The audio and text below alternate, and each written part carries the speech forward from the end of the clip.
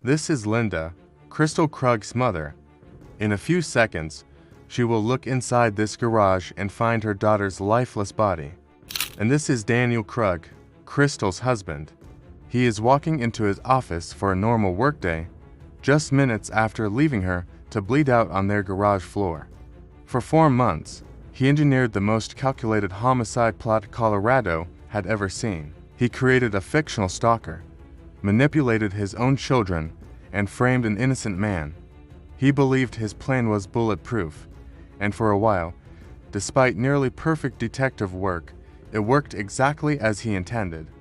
But this story isn't about a perfect crime. It's about the tiny, almost invisible cracks in a story. The kind of cracks you only see when you stop looking for a monster in the shadows and start looking at the person who's pointing into the dark. To understand how Daniel Krug almost got away with murder, you have to understand the story he sold. It began in the fall of 2024. Crystal Krug, a 43-year-old mother of 3, started receiving messages. They were crude, threatening, and deeply personal. "You should say yes when I offer pity. You got fat. Saw you at the dentist today."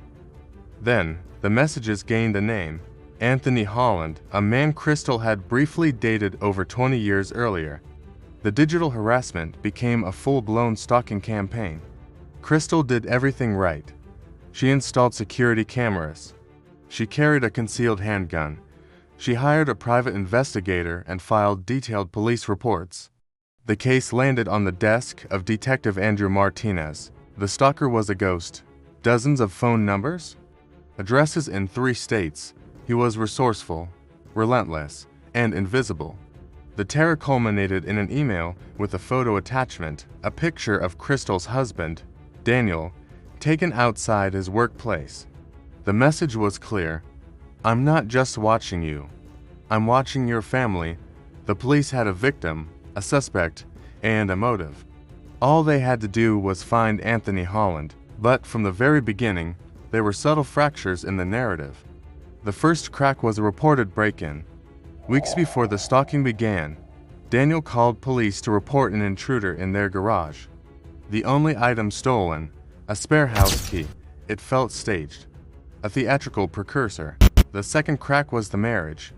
In an interview with Detective Martinez, Daniel revealed he and Crystal were in a rough patch, potentially separating. He played the part of the desperate, grieving husband perfectly. "I am panicking and I am doing job of protecting my wife," he said. The police saw a man crumbling under the pressure of a shared nightmare. Then, on December 14th, the nightmare ended. Crystal dropped the kids at school and returned home. Someone had taped over the Ring doorbell camera, slipped inside, and waited. The attack was brutal and personal. She was struck in the head and stabbed in the chest. The handgun she carried for protection was still in her purse. Daniel, from his office, was the one who reported her missing. He was the one who sent her mother to the house. At the scene, he was the picture of devastation. Embraced by Crystal's mother as they mourned, to everyone, he was a victim. But Detective Martinez noticed something. In an interview at the station, Daniel wept, but there were no tears. It was a microscopic detail, but it was enough to tilt the axis of the investigation ever so slightly. The investigation now operated onto tracks. The first track was the obvious one: find Anthony Holland. The second, quieter track began to ask, what if the obvious path was a trap?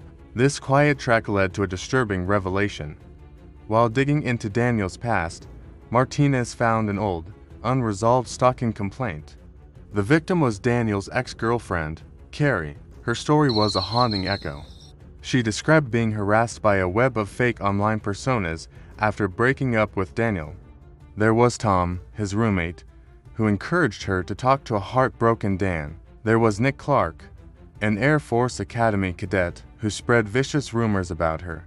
Each persona was engineered to manipulate, isolate, and control her. The Air Force Office of Special Investigations even reviewed the emails and told her their professional assessment. It asked Dan. The pattern was identical. Create fake identities, use them to manipulate the victim's reality.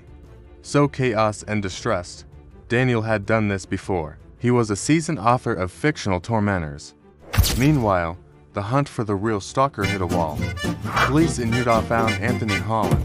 He was drunk, confused, and had a rock-solid alibi. Receipts and surveillance placed him hundreds of miles away at the time of the murder. The ghost they'd been chasing couldn't have done it. With Anthony eliminated, the digital evidence that had been slowly trickling in now told a damning new story. The threatening emails sent to Crystal, they originated from IP addresses at Daniel's workplace. The burner phones used to terrorize her, purchased with a gift card registered to Daniel Krug. Cell tower data proved those burner phones moved everywhere Daniel's personal phone moved. And then, the final, chilling piece, Daniel's Google search history from the night before the murder. How hard do you have to hit someone in the head to make them unconscious? When is a head injury a cause for concern? The entire architecture of the crime was now visible. Daniel wasn't protecting his family from a monster, he was the monster. He had built the stalker from the ground up, a digital puppet designed to terrorize his wife, make himself look like a fellow victim, and provide the perfect patsy for her murder. He even manipulated his own children, with the stalker suggesting Crystal was conspiring to kill him, making Daniel the sympathetic figure in his kids' eyes. Confronted with this, Daniel's performance finally collapsed. He had no explanation for the digital trail leading to his office, his purchases, his phone. His defense shifted from denial to deflection. "Focus on me," he told detectives as he left. "Find the asterisk asterisk asterisk asterisk. He took my children's mother for Christmas." He was still acting, even as the curtain fell. Daniel Krug was convicted of first-degree murder, stalking, and criminal impersonation. He is serving life in prison. The tragedy of Crystal Krug forces a terrifying reconsideration of where danger lives. We are wired to fear the stranger, the shadowy figure, the unknown number. But this case reveals a more intimate horror. The greatest threat can be the person who shares your bed, who can weaponize your fear, and who builds your prison not with locks, but with lies, crafting a fictional villain so convincing, you never think to look for the author standing right beside you. The monster wasn't in the emails, he was hitting send.